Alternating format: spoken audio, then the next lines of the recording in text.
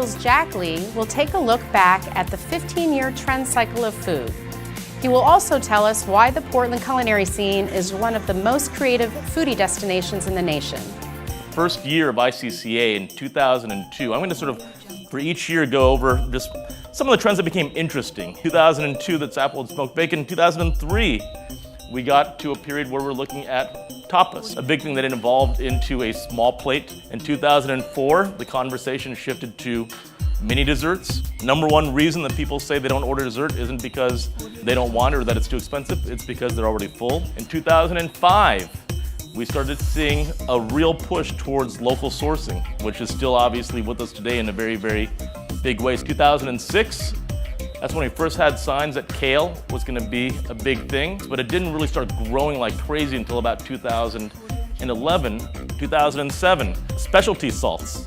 I always thought salt was just salt. 2008, who's added quinoa to their menu?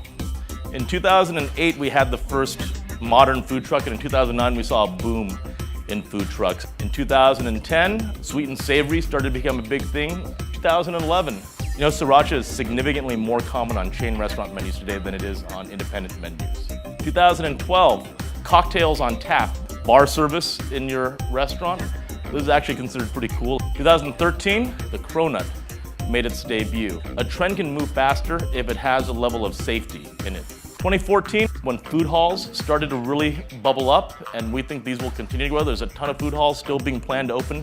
2015, now it's all of a sudden it's cool to char and burn your food, and it's part of a bigger trend of high flavor prep to be a way to signify that there's a lot of flavor in the dish. 2016, pulses and plant-based foods. I still don't know why they insist on using the word pulse when they should just call it bean, and it's going to be one of the defining trends over the course of the next 5 years. And that brings us to 2017, where we're getting really far out there.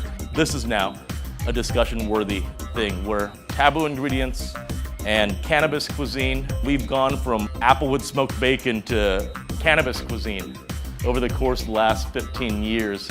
But one day you'll look back at cannabis cuisine and you'll say, yeah, that seems like a really boring trend. One thing Portland has a lot of is local brands that are featured prominently on menus. I think there's something like over 50 breweries in the city of Portland, which is more than any other city in America.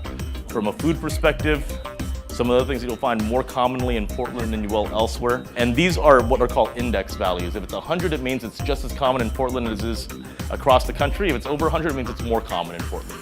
Bay shrimp, Dungeness crab, halibut, strawberry lemonade, and hazelnut as well, but a lot of seafood there.